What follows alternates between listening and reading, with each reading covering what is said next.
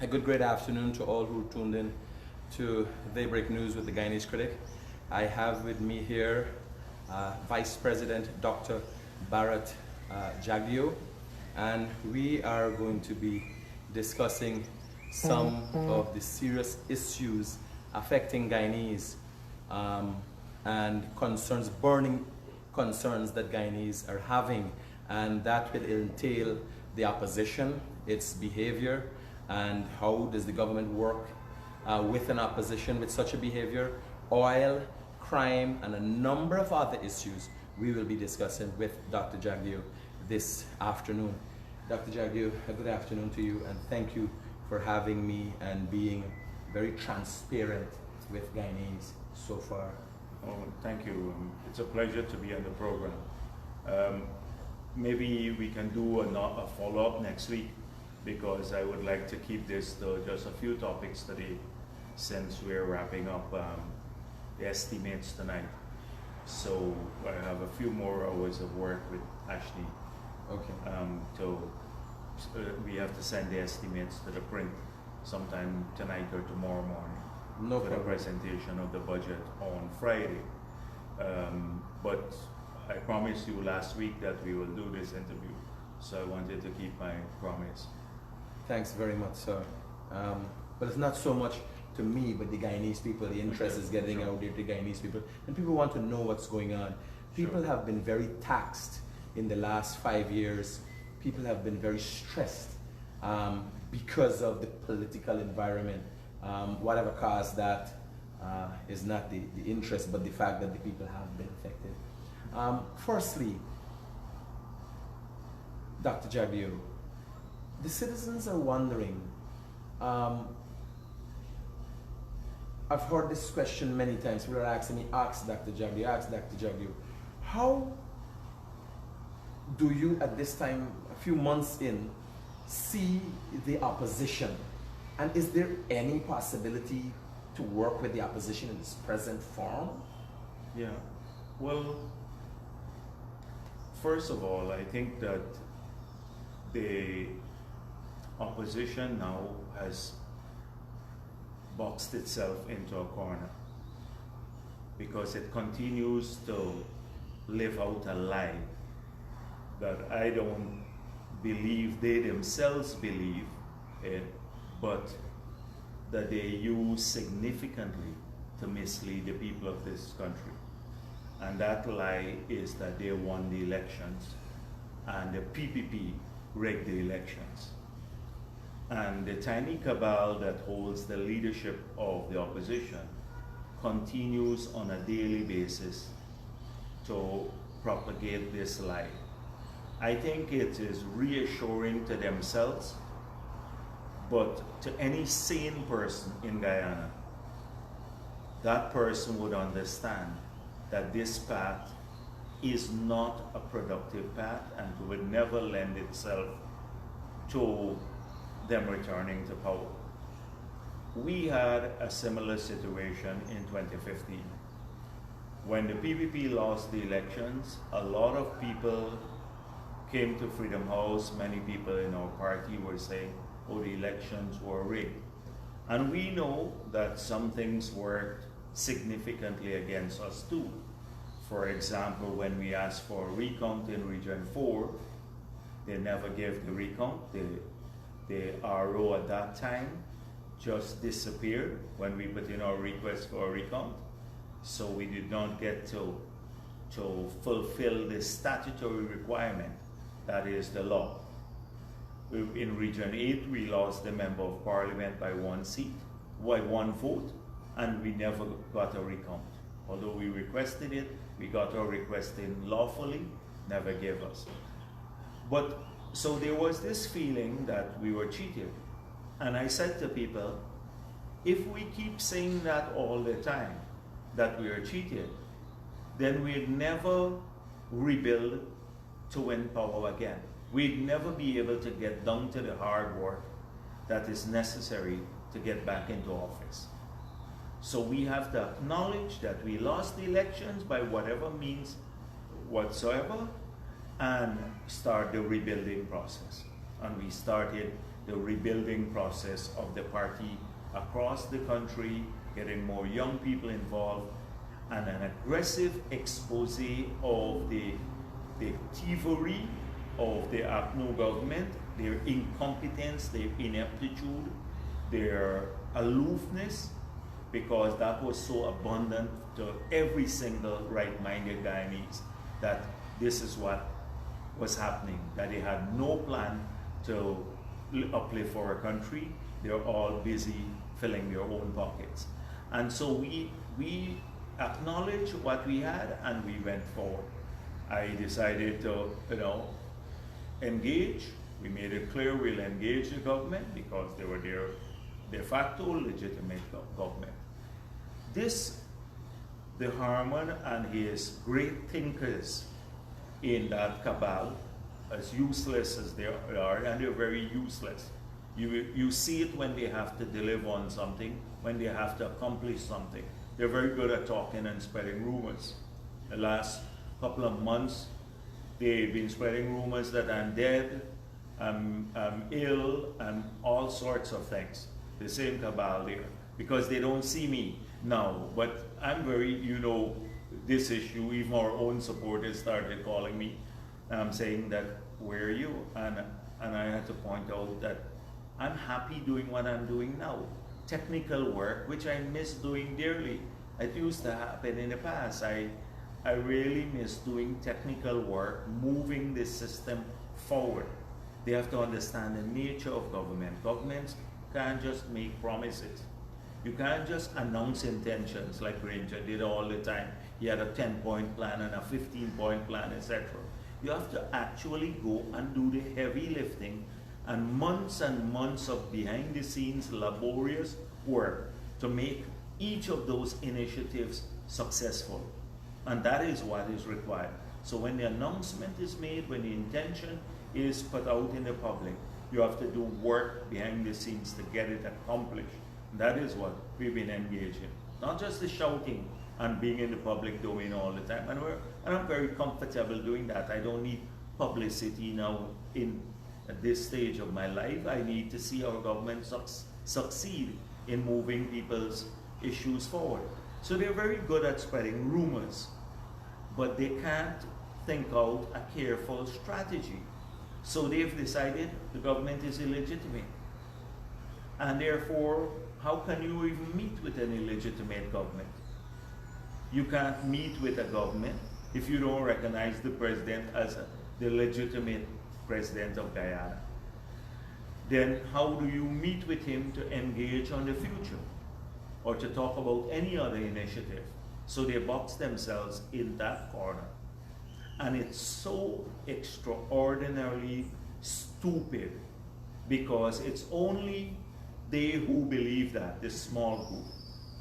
Not the United States of America, not Trump nor Biden, not CARICOM, not a single head of government in CARICOM, because the CARICOM report on Guyana, they pointed out that what they were doing at the recount exercise was a fishing expedition. You remember the word? A fishing expedition. The report that they stood by the recount, not the Commonwealth, not the OAS, not any country in the world, not a single country believes that they won the election.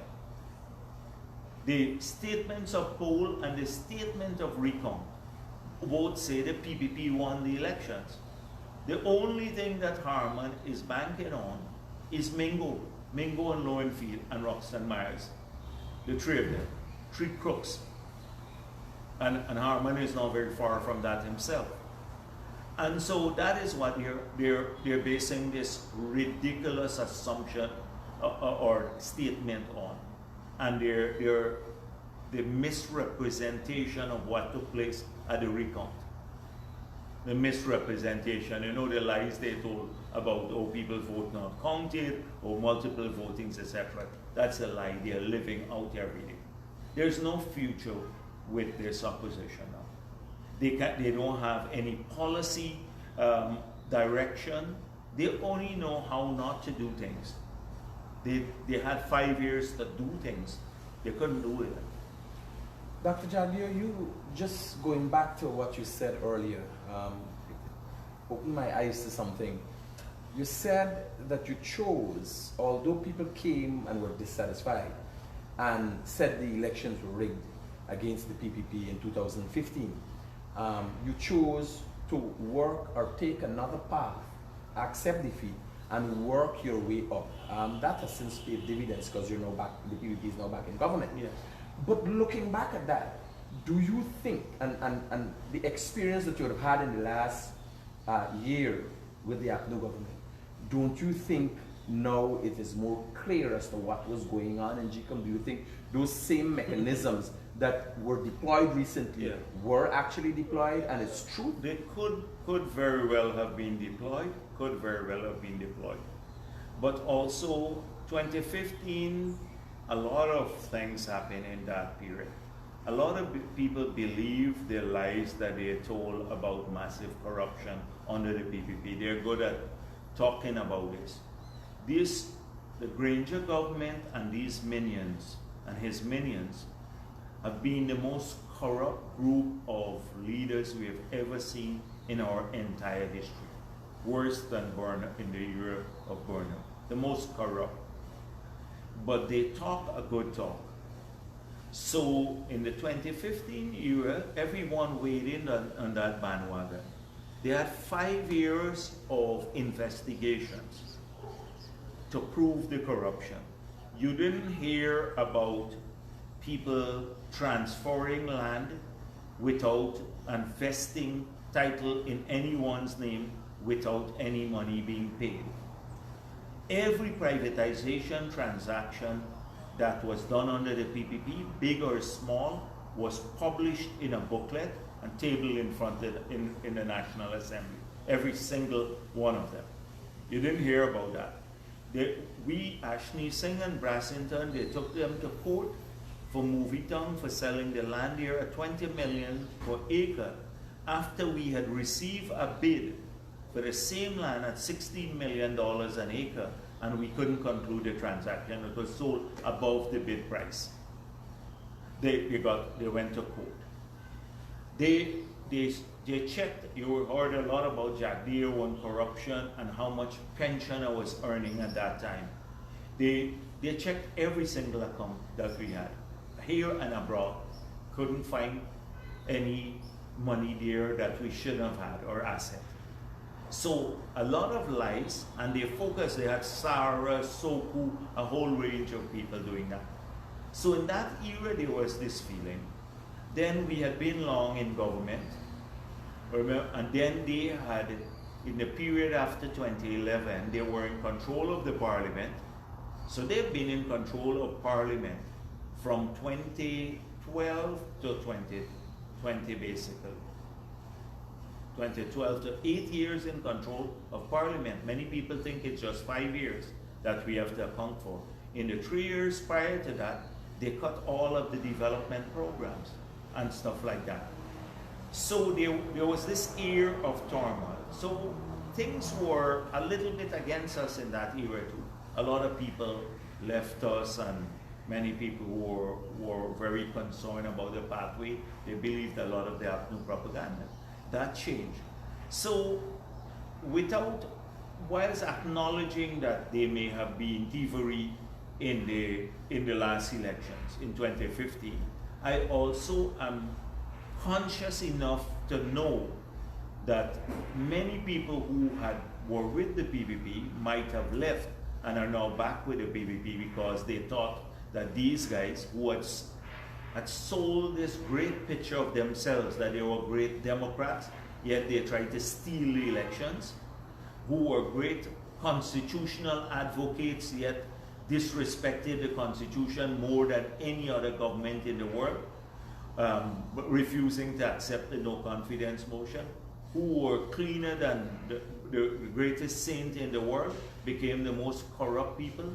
They had all great plans, yet they were inept and couldn't implement a single plan to move our country forward, who loved poor people but put a bunch of taxes on them, who loved the private sector but taxed them to hell and removed disincentive. people now see the real APNU PNC. It took 5 years, but they were fully exposed. Whoever wants to go back to them. And we're not going to let people forget, because in Guyana people have a short memory. And these guys are trying to rewrite history. Imagine a person like Patterson talking about probity in government. Patterson should be hiding in his home like Nagamotu is for the next 4 or 5 years what he did there in the ministry. Not just the gifts, the massive gifts and jewelry and all of that, but what they did at the bridge. He's charged for that now. The massive corruption there, and also billions of dollars that were given to contractors and no work done through Marriott and many other agencies. And now Patterson, if you look at him, he's now chairman of the Public Accounts Committee. He operates as though he's the cleanest man in Guyana. So we have to ensure that people do not forget that, because in Guyana people have short memories, and these guys try to reinvent themselves. Now I heard Raphael Trotman is saying he wants to serve as the bridge to bring people together, the two parties together. He was one of the most hostile leaders there. He didn't say, all of these agreements that we now have to take, the heat for, the flaring, the Sabruk agreement, all of these things were done under his tenure. But yet he bears no responsibility for these things. And so, first of all, we'll not allow them to rewrite history. The villains can become the heroes now. We're never going to allow that. People know already who they are, and we'll keep reminding them, because they have nothing to offer the country. And when you look at that prop in Parliament, that prop got there only because of their ability to cuss people down. The Christopher Jones and Mahi Paul and the Sherrod Duncans, etc. Not because of cerebral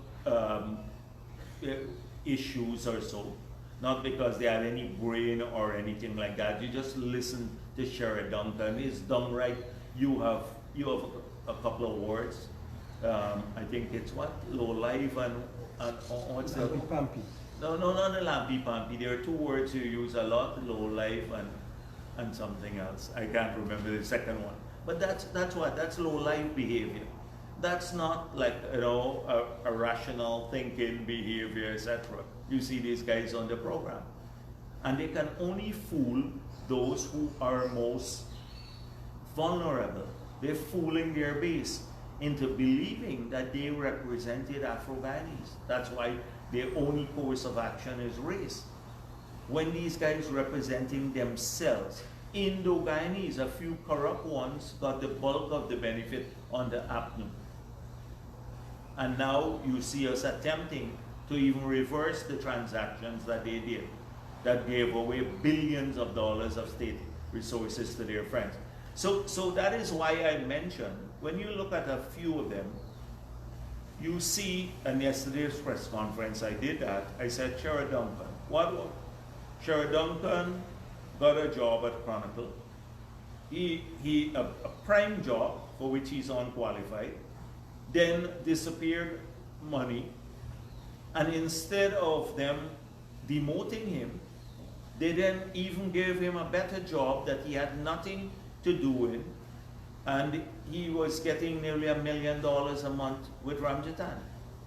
Because, so they have Nagamotu put him there, and they moved him there. And said the other one, Mahi Paul, 4 agencies were paying him.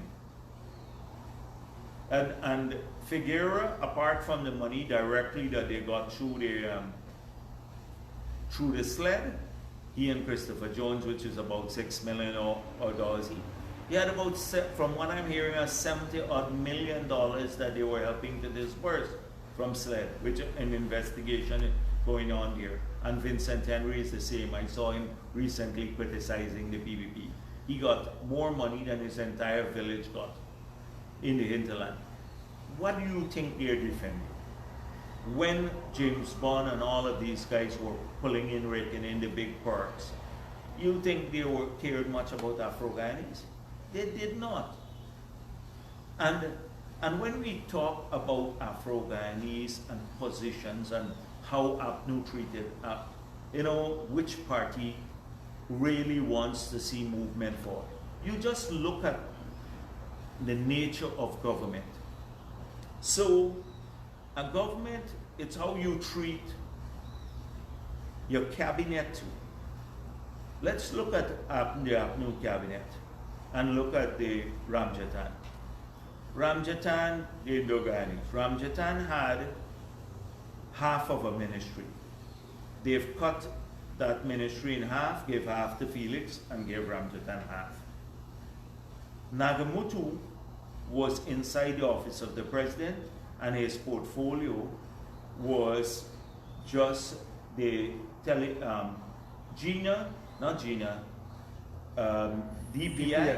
DPI, Chronicle, NCN.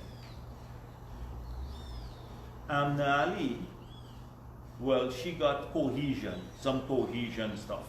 And then for a short time, they gave Rajkumar some hold on in the ministry. And this guy Sharma was a junior minister. By contrast, look at our Prime Minister. Our Prime Minister has a portfolio, electricity, massive portfolio, the utilities, telecommunication. He has CDC and some other sectors. I can't remember the entire list, several areas. He has a substantive portfolio.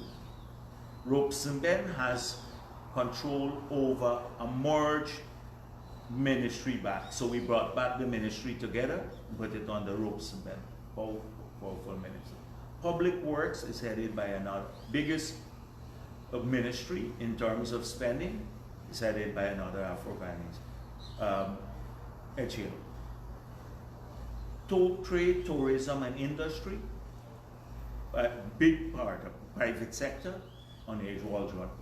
Labor by Hamilton. Substantive portfolios. So when you look at these things, people don't often analyze these things. They talk about these issues, peripherally, but it shows how we believe about Ghana. These are people who we believe that everybody has to play a great role, people of every race, and they must have a substantive role in government, not the hang-on role, token role that the Indo-Guyanese played in the last government, the tokenism. So you can, that's a simple barometer or measurement to compare how people are treated in government. And when you look at the number of permanent secretaries who are there and the number of leaders in many government agencies, then you will see how more integrated and how more desirous the People's Progressive Party is that compared to APNU in ensuring that we have a fair, transparent, and a more harmonious country where people of every race would benefit. We do it in deeds. We don't just do it in word. Zulfikar Mustafa will go to Buxton and work with the farmers there, or Linden, or one of the guys, or Charles Ramson. We will not give a Vincent Alexander $168 million to sit in Georgetown and hold 2 conferences about empowering Afro-Guyanese. Zulfikar Mustafa will go and meet the Afro-Guyanese farmers to empower them. It is just show. One is about show and ensuring all the benefits go to a top few who talk about empowerment of Afro-Guyanese as this is their mantra to get more money for themselves. You recall when we realized about the group out of Agda that had applied for the oil block. And when we saw who applied, the names of the people, it was in the names of a few individuals. And they said they were holding it for the rest of the Afro-Guyanese in the country. Nobody knew. The rest of the people didn't know, but they were, if they had succeeded in getting the all blocks. Like the 18 million yes, exactly. So signing bonus. The signing bonus. So this is when sometime we have to look really seriously about how the people of Guyana, particularly Afro-Guyanese, fare on the APNU government and a PPP government, historically. And you will see every single time on the PPP governments, they fared better. So all of these guys who the APNU's only issue now, the only campaigning tool is race. But if you go behind the facade of their advocacy on race and for racial equality, you will see that it's very convenient. They've done nothing in a major way to benefit Afro-Guyanese, and that it's all to defend corruption. Vice President, do you and the PPP administration, President, see the importance, without all of that being said, see the importance, since the opposition's attitude has created quite a bit of a vacuum? Do you and your administration now see the importance about leaning across and taking care of those people who normally should have been taken care of by the opposition? We have a duty. If Harman and the others are going to be inept and uncooperative and continue to perpetrate the lies, other people, APNU supporters, must not suffer from their stupidity and ineptitude. They have a right to progress, to get jobs, to do and to benefit from the improvement in Guyana as equal as any other citizen. Any other citizen. Because how they voted shouldn't matter. They're Guyanese. That's the key thing for us. And so we have to, that is why we have to work with communities to see they improve. So yes, a few people may be laid off here and there. People of every race because of the restructuring. But generally, we have to make sure that everybody gets a job and that they move forward. Of the 4,500 scholarships that will be in the budget now, thousands of those would have to go to Afro-Guyanese too. And they have to benefit from this, as not because it is, some benevolence of the PPP, but there are people, our people are Guyanese. It doesn't matter from who you vote for. And that's their entitlement, their right, birthright to, as citizens of this country, they have a birthright to progress too, regardless of who is in power. And so this is our duty to make sure that those communities are taken care of. You're right, if we can't work with their leaders, we'd have to work directly. And look at when the president went out to Linden. They should be welcoming. If you love Afro-Guyanese so much, you always make one point in your program. Then you should be welcoming if the government is coming there for initiatives to develop your community. So the president goes there, he says, okay, we're going to try to we have an aggressive program to build housing across the country, 1,000 houses for Linden. Instead, they ran down to Linden, said, oh, we shared a flyer. Instead of welcoming that, they shared a flyer, said they bought a generator for Kwakwani, fixed up the Watuka house, which they spent millions of dollars. I'll get somebody to take you there on a tour of the facility, and we'll show you some old pictures. This is only for government officials. NISIL spent millions upon millions of dollars of our money to fix up the Watuka house so they can go and party up there the weekend. And then they said Amelia's Ward, they gave housing. That's on the flyer. When Amelia Ward scheme was developed under us.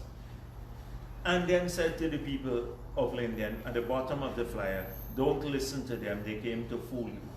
You should be, if you want development for Afro-Guyanese and your supporters, because Linden voted overwhelmingly for you, you should welcome that. You should say, we want you to go there more. Not that, but they have a hard time saying that because they never visited. Granger never spent a day in Linden. He would go up in the morning and come back immediately, raise a flag and come down back. You know, do a speech with 5 persons there and get away back to Georgetown. Harman and the others didn't see it fit to go up there much. But so they are not interested. They are hoping to sabotage our visits to the communities, sabotage the visits instead of welcoming the visits. But we're not going to be deterred by this. We're going to continue doing it because we have an obligation to develop all of Guyana. Dr. Jagdeo, going back to something you said the Prime Minister was hiding in his home. I know from personal experience that the past administration was tracking PPP former ministers and so on, and PPP members, so much so that it caused the death of one army man and his wife in chasing down PPP members. Is the PPP tracking members of the former government with the intention of charging them criminally in the future, or when that time comes, they will be just charged criminally? We are not tracking anybody. We were very concerned the gentleman had not been seen for 5 months. So we were wondering if he was out of the country. So somebody said no, and then one of my colleagues said he saw him in his yard. Okay. One day, but rarely he would come into his yard. So that's why I said that. We have made it clear that there are going to be charges laid against people who have transferred state assets to themselves corruptly. Nobody is going to get a free pass on that. And there were lots of illegalities done. We have to make sure that we go after those who matter, not junior people who are giving instructions, etc., because it will just overload the system. But that's not the number one focus of the government. The number one focus of the government is addressing the pandemic, seeing how we can build up our capabilities, like in ICU, so if we have a spike, we can address people's concern, having the drugs ready, ensuring that we get the vaccines. Hopefully we can vaccinate everyone before the end of the year. Our focus is on that.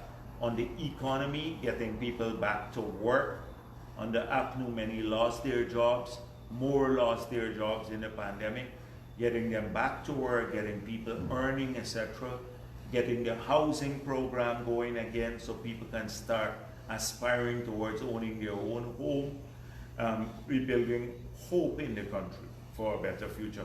Putting in place the infrastructure to manage the oil and gas industry well. So those are the things. I don't want to be comprehensive, but those are the things that are our primary focus because they look to the future.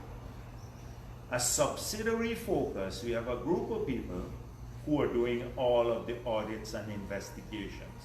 And as the audits are completed, then we examine these audits and we say these are the ones that warrant criminal prosecution, and then they go forward. So that is how we will deal with the issue. We don't want to witch hunt anyone. We don't say here is Nagamotu or one of the others, like another one who we believe, like, you know, all of these guys who were so nasty. Go after them and find something to charge them, regardless of what. We don't do that. We don't trap people. You recall what happened when they got into office. Oh, this big thing, they were everywhere tracking people, getting them down, and running them down. We have no time for that. Absolutely no time for that. We will, if we charge, and we charge for real things, then and we believe we have a good case, we'll find them. We don't need to trap them and watch where they are all day long. Yeah, Vice President, I know yesterday you said just here now, and you said it yesterday again in your press conference, that you're concentrating on the pandemic, developing the economy, and getting the people going. But I can tell you, the Guyanese people over, since 2015, 2011, because of what they were hearing, because of how the previous administration carried themselves and create this atmosphere, the hunting down people and these kind of things. Guyanese, and nothing happened. And nothing happened because nothing was there to happen. No evidence was there. Guyanese saw for themselves what transpired from 2018, the 21st of December, to just 5 months after the elections. So everybody saw this. This was not a case whereas an administration made it up, a news agency made it up. It played out in front for the world to see. Yes. Guyanese would be very disappointed to know that they were to get a tap on the shoulder for this kind of behavior that was perpetrated by the last administration. Only today, former head of the army, Gary Bess, got off again from a charge that he got. I was there, I stood there, I saw a man die, and as a result of how the law works in this country, it seems that politicians have been able to get away with a lot of things for a lot of years. And Guyanese are very anxious, although they want to build a house, they want to get money in their bank accounts. They want to see justice served. Can we expect that in the years to come? But that's precisely what I said to you. It will happen, but it's not a campaign to run down or witch hunt anyone, like what they did. We will let the evidence lead us to the prosecution. And so Trevor Ben, I can call his name, Trevor Ben would eventually end up before the courts because we've seen evidence of him collecting money for lands that he had no authority to dispose of. And secondly, people were given tracts of land without any coordinates, and large sums were collected from them. So I can give you an example of this. You'll recall throughout the period of the leader of the opposition, we always had spats with that office. He will come out and say, Jagdeo is saying this, it's a lie, etc. Well, now we're getting all the details of the lands that were given. We have the details now, we can get those. And it's not a nice picture that is being painted here. And that will happen, that will come. But we're doing the groundwork. So you've seen already movement on NISIL on some of the lands, to take back some of the lands and to prosecute others. And that will only escalate as we find out more. So it is moving forward. All of these issues are moving forward. But we're doing the proper work. We want to make sure that we don't go and find people guilty before we have done the audit, like what they did. We were guilty already. They didn't even find anything. And they had already pronounced us guilty and they were going to throw us in jail. In these cases that we will take forward, we'll have evidence. And that is the approach. So I want to say to people, nobody's getting a free pass. It's just that the time will come once the investigations are completed. But we have a duty to put people back to work and to move our country to. And so that is vital for us. And of course, to dispose of the lies. Like I saw Harman today saying, yesterday I said at the press conference, that the commission must be, if it's not doing its work, which I believe they should be doing aggressively because we pay them to take care of elections and they have a statutory duty. But even if they're just curious, they should have by now, the commission should say, can we see copies of the SOPs? They can't be so blasé that they don't even want to see that. They should ask for the copies of the SOPs. And when they find that those SOPs match the statements of recount, they then should ask Lowenfield How is it that these were in your possession and several times you tried to certify a different result and immediately fire you? And Roxanne Myers should also face the same fate. So Harman said, because we wanted two people who demonstratedly, everybody know they tried to rig the election, fired, that somehow Jagdeo want to dismantle the commission. This guy is so loose for opposition leader and a lawyer. I can't dismantle the commission. The commission is a creature of the Constitution. Talking to the wrong person. Might be think he's talking to Granger, because Granger never respected the Constitution, and based on the advice of Harman. But we can't do that. What we are saying is that nobody will have confidence in any elections. You ask civil society and everyone else. If Lowenfield and Myers are part of the machinery, we're not saying who to put there. Go through a proper recruitment process. And when the ERC, you recall the ERC doing an investigation about how Roxanne Myers was appointed, and they found that she should have never been appointed. She should have never been appointed. That's the Ethnic Relations Commission. I think the lawyer who chaired that commission, Stanley Graves, or yes, Stanley Moore. He chaired the investigation, and they found that she should have never been appointed. This is clear. We are saying that these two masterminds, who everybody knows that they are masterminds, and they've had evidence of their crookery, that they should be dismissed. And new people, not the PPP hiring the people, but the commission hiring new people, independent people, clean people, to conduct the elections in the future. That should happen. That somehow Jagdeo want to dismantle the commission. This guy is, I don't know what he does, all day long. And then to make these blunders, it's really unappealing. He cannot lead that party to any victory. Dr. Jagdeo, I know your time is important. I just want to cover up two other questions, and as you said, we could do a follow-up next week. A lot is being said. Yesterday, you quoted some figures as to what our oil revenues are. Can you, and I asked this question before, but I want to remind Guyanese, because there are persons out there who are painting a picture like gold, dust, and US dollars is going to fall from the sky as a result of the oil industry. And I think it is very dangerous.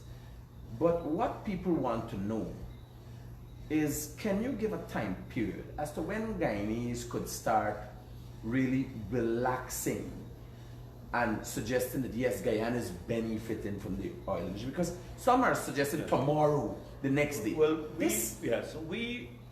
we will never be able to relax to the extent of stop working. I've heard some advocates, some of the same advocates, say that Guyanese should stop working. We're going to earn so much money that they all should get a check. That is a symptom of the disease. No. But that is that person who's been saying this, and it's been said by a prominent person over and over again, needs to have somebody cut open his head and see if there's a missing part. Because we're never going to be able to stop working. Let me put it bluntly, Guyanese, because of oil money. We always have to work. This is nobody who comes to tell you that you don't have to work ever in your life.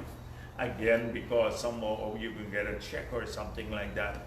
That's utter nonsense.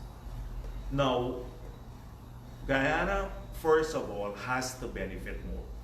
So that is why local content policy is so vital, to ensure that more jobs, higher paying jobs, and more business opportunities flow to our people.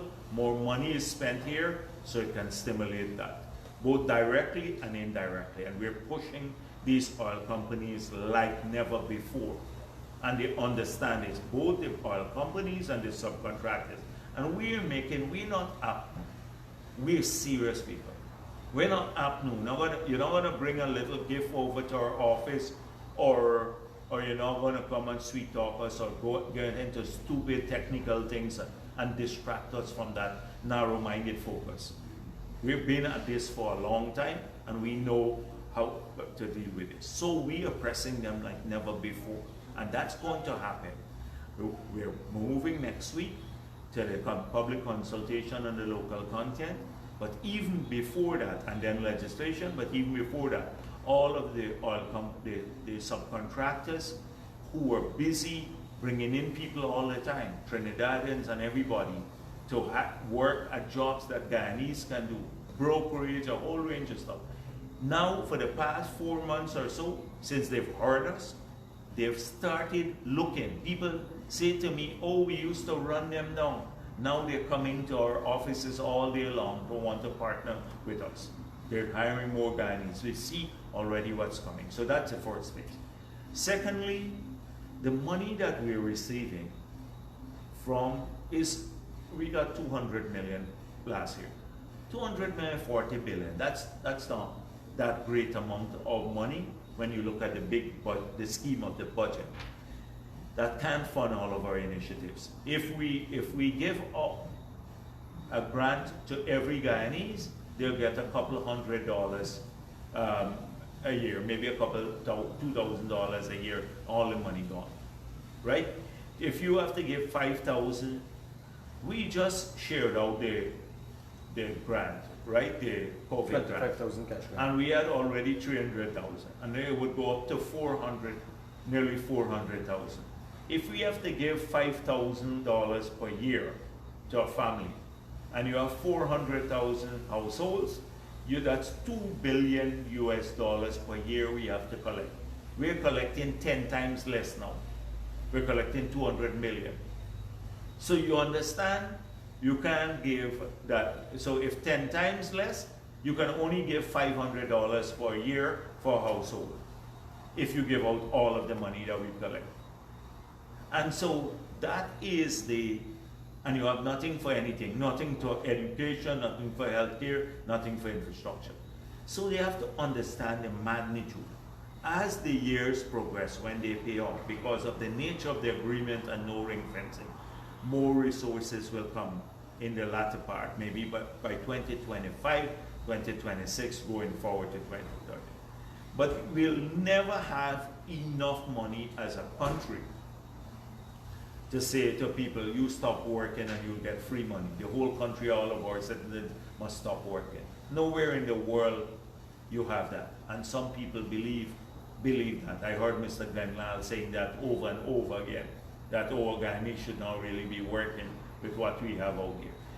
In any case, that's why on the program with him, I pointed out what it takes. The $20 billion being spent offshore, our total deposits in the banking system now, all the money we have in Guyana in the banking system is $2.5 billion. And only on the 3 FPSOs, they're spending $20 billion. So we don't have even the money to invest fully into these issues. So you have to have a realistic perspective on these issues, not a madman's perspective on the issue, because it would not be helpful. You mislead people a lot. Now clearly we have to get more from the sector. We must press them. This belongs to us too. I agree with all of that. I agree we must press, fight hard for our country, our people, get more, spend more on our people, education, healthcare, scholarship, free education, good quality health services, specialty care for our children and our maternal persons, better security in our country. We have to spend on all of these things using some of the oil money. So but it takes a while to work to that. We're just fledgling now. This year we're going to run a huge deficit again because of the pandemic. So people have this generalized, that is something I've always fought for my entire career, both as finance minister, president, opposition leader, and now as vice president and general secretary of the PP. To have people have a realistic pathway to our future. If you have a realistic understanding of our challenges and how we get there, then you can understand where we're going and what are some of the constraints. But if you have this Alice in Wonderland type of mentality that, oh, everything could be perfect because you say it could be perfect, or based on a misguided understanding of issues, then you just go out and say every day the government is duping people. I saw programs like that. Dr. Jagdeo, well put, and I think it's bringing a lot of clarity to what Guyanese are being misled into believing. I want to touch on crime. Major crimes seem to, I haven't looked at the stats, but it seems, because covering the news, you're not going into any major crimes, it seems to be on the decrease. A lot of persons who have an interest in coming back to Guyana and investing and so on continually ask me, Critic, what is the crime situation? Can we feel secure in the country? Can Guyanese expect this decrease to continue? Is your administration going to be working aggressively to ensure crime is reached to a stage in our society outside what is created by the opposition? Yeah, but sure. Crime in general, and I know it has a lot of different facets, has to be dealt with, making sure the economy is stable, people having jobs and all these kind of things. But can we expect crime to be taken to a level that Guyanese can feel secure again? So, Critic, for me, because I've come through the years and see patterns, periods of decline and increase and stuff, I can say a few things. That one, you're going to have massive investments into crime prevention and the capability of monitoring, detecting, analyzing, investigating, and prosecuting criminals. That's from that perspective. And using ICT, we're working on a master plan now, a smart city program, using technology for crime detection, software, and all of that. That's where we're evolving into the future. A more high-tech, not the traditional method of policing, that criminals have outgrown the traditional method of policing and much more sophisticated. So I know that there is a direction we're moving in that direction. We're also moving in a direction where we also have to try to prevent crime by getting more people studying, more people in jobs, risk youths spoken to, getting social support system and safety nets for them. So that is another, the soft part of tackling crime, working with communities and young kids and stuff to see they're not misled. Thirdly, we have to be, well, there are lots of other things like strengthening laws and stuff like that. And then we also have to build up the capability overall. So both on the defense side and on the police, we're equipping them more and more with the capability of tackling crime. So then on even the prisons, we're setting aside a fairly large sum of money in this year's budget, not to build the fancy prisons that they are building. Those things are corruptly done, I believe. $3-4 billion to build small prisons. So we're at Lusiknan, we're appalled by the condition there. We complain about it in opposition, people live there. We're going to have $1 billion in this year's budget to start the construction of 3 separate prisons there that could decently house people. In the compound, we eventually will have places for studies, rehabilitation, all of that, a whole compound there. So that people can be rehabilitated. You don't have to put hardcore criminals, convicted criminals with those on remand. You can start really separating people, treating them decently, they live in healthy environment and all of that. Rehabilitation so you don't have recidivism. So it's a comprehensive approach to crime fighting. But you know how the stats in Guyana go. Sometimes you suddenly have sports, little sports. So I can't assure you that that will never happen, but from the government side, no effort will be spared in ensuring that we can approach this holistically, everyone. Dr. Jagdeo, I know I've taken up a lot of your time, and one question. Yeah, sure. Can we expect, is the budget to come the biggest budget ever? Most likely it will be. Most likely it will be, and as I said to people at the press conference, don't worry. You don't have to be sweating budget time about increasing taxes, land rental charges, about VAT on some item going up. There'll be none of that. More for the people and less being taken from the people. Nothing taken from the people. Dr. Jagdeo, once Nothing again, taken from this the people. has been very informative. I want to thank you for your time, Yes. which happens to be very precious now, and looking forward to doing this again very soon. All right, Thanks. thank you.